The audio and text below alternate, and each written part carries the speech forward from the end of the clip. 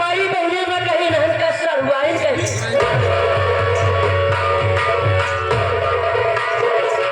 नान के हाथ की बिल्ली है सरवाइन बना हुआ चला पूछे हाँ माई का छोरा हमारे बरात मालिक काफी है।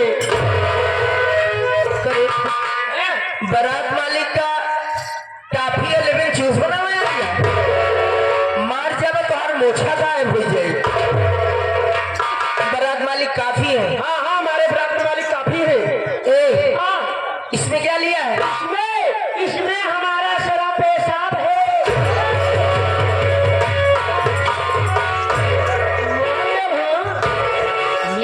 मार दे भां। ए दीदिया आपको लगता है हराम खोर वगैरह की साथ में किसी रखता होगा। पहले वाला हमारा खपड़ा में खपड़ा ना आया मैं कपड़ा ना लिया उन्होंने तो कपड़ा पहनने वाला। हाँ हाँ इसमें पहनने वाला हमारा कपड़ा है ला हमारा कपड़ा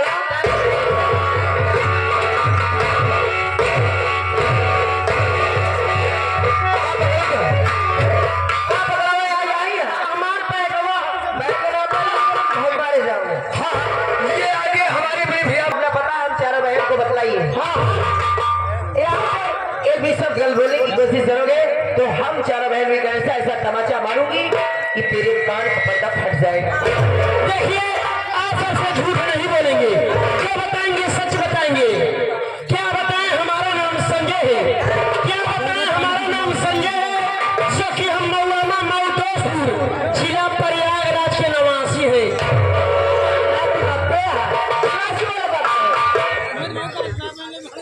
ये जिला प्रयागराज के निवासी है।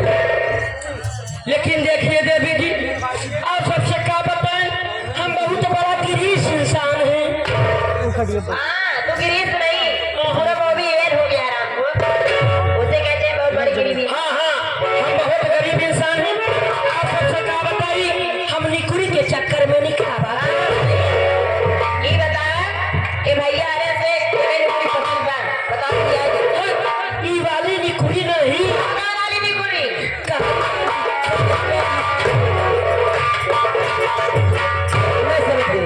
तेरा कहने का मतलब है कि तुम्हें नौकरी की तलाश है। और क्या देखिए श्रीमान जी हम चारों बहन को दो नौकर की तलाश है क्योंकि घर का सारा काम तुम कर नहीं पाओगे। हाँ हाँ अंदर का काम करोगे तो बाहर पड़ा रहेगा। इसलिए तुम्हारी नजर में ऐसा कोई काम करने वाला व्यक्ति हो तो उसे बुलवाओ समझे तभी तुम्हारी नौकरी यहाँ पर लग सकती है। हाँ इसी के सामने डट न पाओ अकेले कहो काम धंधे में डट न पाओ। अंदर कर तो बहरे छूटा रही बहरे कर तो अंदर छूटा रही। ठीक है बुला रहे हैं अपने हम छोटका भैया को बुला रहे हैं जिसका नाम आलू प्याज अदरक है। हम तुरंत बुलाए कि तुम्हारे भी छोटा है क्या और क्या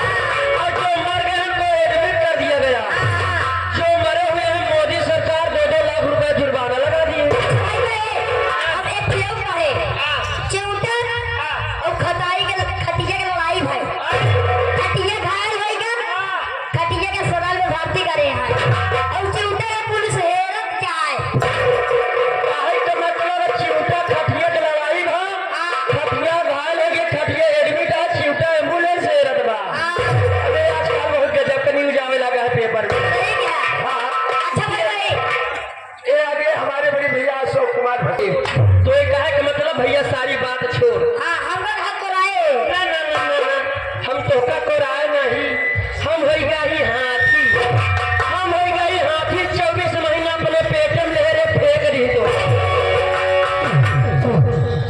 किया के मारब सारे निकुरा लाल हो जाई। अबे तोका को राय के बुलाए है देख भैया इतना दिन अपन लोग बहुत मुखर करे बहुत कुछ नहीं करे दोनों काम हासिल नहीं कर पाए। ए भैया बे आज हम 4 की लौड़िया फंसाए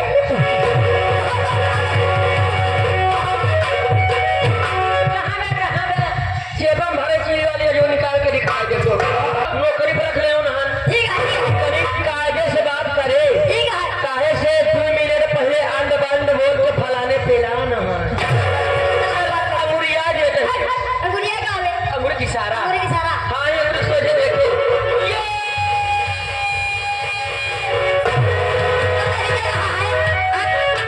अबे भैया पोका बयाला कैसे दिखावत रहे अच्छा दरवाजा कैसे अरे देखे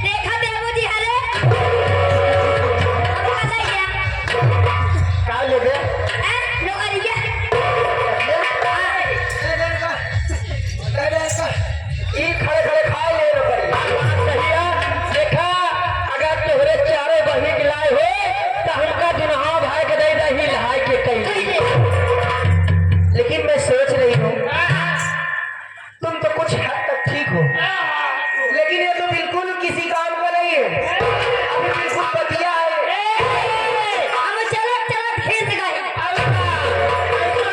छोटे देख के जी भागा एक छोटे देख के जी भागा जैसे कहूँ न पहुँच पाई तो ईटा सीढ़ी से काम चलाई। चलो ठीक है आज तुम दोनों की नौकरी यहाँ पर लगी आज की सारी जिम्मेदारी तुम दोनों को देखना है। कुछ काम से हम 4 बहन जा रही हूँ एक एक करके आती रहूंगी तुम दोनों को काम बताती रहूंगी।